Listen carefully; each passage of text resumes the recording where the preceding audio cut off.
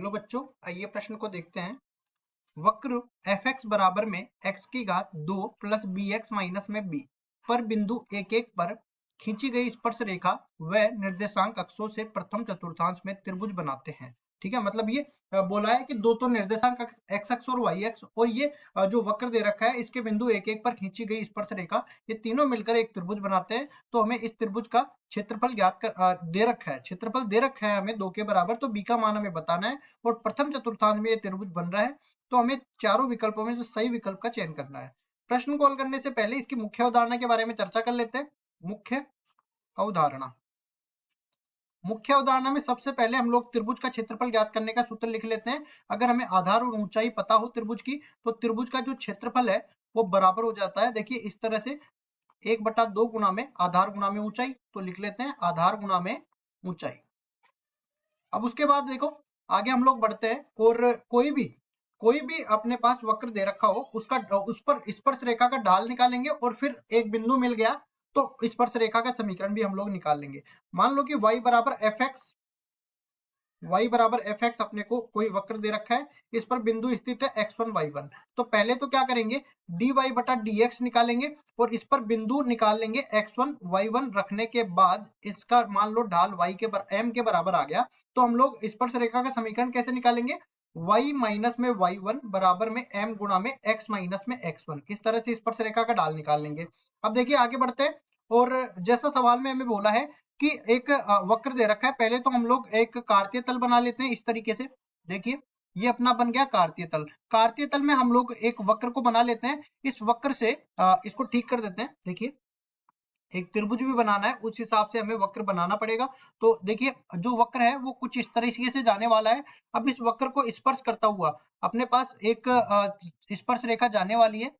ये मान लो कि इसको ठीक कर देते हैं। देखिए ये स्पर्श रेखा इस वक्र के किसी एक बिंदु पर स्पर्श करती हुई जाएगी। तो मान लो कि ये अपने पास इस बिंदु पर स्पर्श करती हुई जा रही है, ठीक है, और ये y अक्ष को भी इसी तरह काटेगी, क्योंकि ये स्पर्श रेखा जो है इस निर्देशांक अक्षों के मिलाकर जो कि 90 डिग्री का कोण ये है और यहाँ पे 0 0 ये मूल बिंदु है और यहाँ पे मान लो स्पर्श रेखा इन दोनों बिंदुओं पर काट रही है। इस बिंदु को A बोल देते हैं, इस बिंदु को B बोल देते हैं। स्पर्श रेखा इस तरह से आगे तक जा रही है, ठीक है। अब वक्र का समीकरण हमें क्या दे रखा है, X square plus B X minus में बी। तो एफ एक्स बराबर में क्या दे रखा है, X square plus B X और माइनस में बी। ये मान लो कि पी बिंदु पर प्रतिच्छेद कर रही है और पी बिंदु के हमें निर्देशांक क्या दे रखा है, 1 1।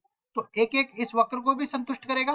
तो देखिए इसमें हम लोग क्या कर लेते हैं, पहले तो हम लोग इसमें स्पर्श रेखा का ढाल निकाल लेते हैं। तो स्पर्श रेखा का ढाल कैसे निकालेंगे, dy बटा dx बराबर में f डैश x और इसमें अवकलन हो जाएगा। पहले एक्स स्क्वायर का अवकलन होगा 2x के बराबर और फिर bx का अवकलन होगा b के बराबर, माइनस b तो अचर है 0 के बराबर हो जाएगा। अब देखिए ढाल निकालते हैं, तो dy बटा dx हमारे पास जो आया उसमें बिंदु रख देंगे कौन सा, 1,1। तो ये बन जाएगा अपने पास 2 प्लस बी। तो ढाल तो अपने पास b प्लस 2 के बराबर आ गया और बिंदु अपने को 1 1 मिल गया। तो हम लोग कहेंगे m बराबर में b प्लस 2 व 1 1 से गुजरने वाली रेखा का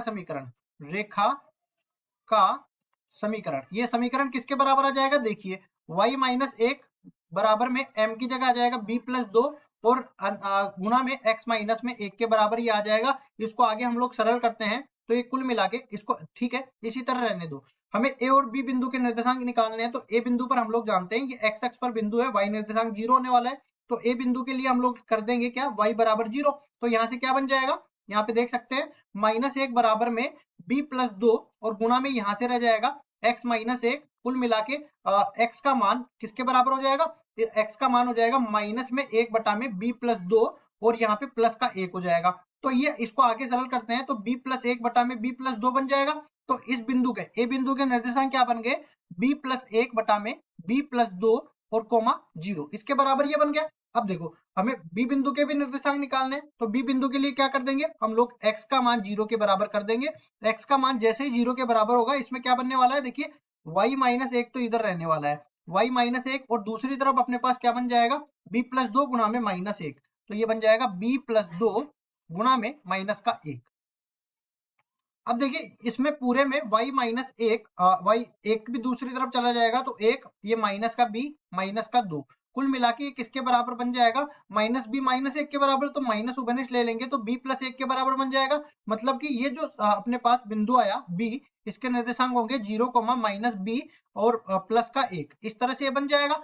अब देखिए हम लोग एक निर्देशांक माइनस का मिल गया, इसका मतलब ये नहीं है कि ये जो है हमें प्लस का लेना है, एक आधार अपने को प्लस का लेना है। इसमें ये समझ के चलो कि b यहाँ पे प्रथम चतुर्थांश में पहले ही हमें दे रखा था, तो ये जो निर्देशांक जैसा है वैसा ही हमें लेना पड़ेगा। इसका जो आधार है वो b प्लस एक बटा में b प्लस 2 के बराबर होगा और उसकी ऊंचाई जो है वो माइनस में b प्लस एक के बराबर होगा। ये इस तरह से लिया गया है कि ये धनात्मक ही रहने वाला है। तो अब हमें इस त्रिभुज का क्षेत्रफल निकालना है, तो लिखेंगे त्रिभुज AB, त्रिभुज OBA का क्षेत्रफल, OBA का क्षेत्रफल ये किसके बराबर आ जाएगा, देखिए ये बराबर आ जाएगा 1/2 गुणा में आधार गुणा में ऊंचाई, आधार गुणा में ऊंचाई। अब यहाँ पे देखो आधार तो किसके बराबर हमने निकाला है, पहले तो 1/2 आ जाएगा, आधार का मान हमने b प्लस एक बटा में b प्लस 2 के बराबर निकाला है, और इसके बाद देखिए b प्लस एक बटा में b प्लस 2 ही निकाला है ना, और उसके बाद में हमारे पास जो ऊंचाई है वो किसके बराबर है, माइनस में b प्लस एक के बराबर है। अब देखिए इसको आगे हल करते हैं, तो ये पूरा जो त्रिभुज OBA का क्षेत्रफल है ये 2 के बराबर दे रखा है, इसको आगे हल कर लेते हैं। तो देखिए ऊपर तो अपने पास माइनस में b प्लस एक इस पूरे का वर्ग बन जाएगा, और ये b प्लस 2 है, ये 2 भी इधर जाके गुणा होगा तो 4, और b प्लस 2 भी इधर जाके गुणा होगा, तो आगे हम लोग हल करते हैं तो ये बन जाएगा। देखो इसमें सर्वसमीका खुलेगी, सर्वसमीका इधर भी लिख लेते हैं, x प्लस वाई इस पूरे का वर्ग हो जाता है, तो ये किसके बराबर होता है, x का वर्ग प्लस y का वर्ग प्लस 2 गुणा में x गुणा में y, इसके बराबर बन जाता है। अब देखिए इसमें भी ये बनेगा माइनस में b स्क्वायर माइनस में 2b माइनस में 1 बराबर में 4b 4b प्लस का 2। तो देखिए इसके आगे हम लोग इसको सरल करते हैं, ये सारा एक तरफ ले जाते हैं, तो देखिए ये क्या बन जाता है, बी स्क्वायर प्लस का बन जाएगा दूसरी तरफ जाके, और 2b प्लस का बन जाएगा दूसरी तरफ जाके, और ये और क्या बचा हुआ है माइनस एक दूसरी तरफ जाके प्लस का बन जाएगा, और इधर पहले से ही 4b और प्लस का 2 दे रखा है, यहाँ पे प्लस का 2 यहाँ पे पहले से ही दे रखा है। अब देखिए यहाँ पे देखिए ये मैंने गलती करी है, यहाँ पे 4 दूनी 8 होने वाला है, लेकिन मैंने 2 ही लिख दिया। अब ये 8 होगा तो यहाँ पे भी 2 की जगह 8 लिखेंगे, और कुल मिला के ये 9 के बराबर बन जाएगा, दूसरी तरफ अपने पास 0 बन गया है। इसको आगे सरल करते हैं तो ये बन जाएगा बी स्क्वायर प्लस 2 और 4 6b प्लस 8 और 1 9 बराबर में 0। ये तो सीधा सा अपने पास एक सर्व समीका बन गई, क्या b प्लस 3 इस पूरे का वर्ग और बराबर हो जाएगा 0 के, दोनों तरफ वर्गमूल लेंगे तो b प्लस 3 बराबर 0 बन जाएगा, तो b का मान अपने को -3 के बराबर मिल गया।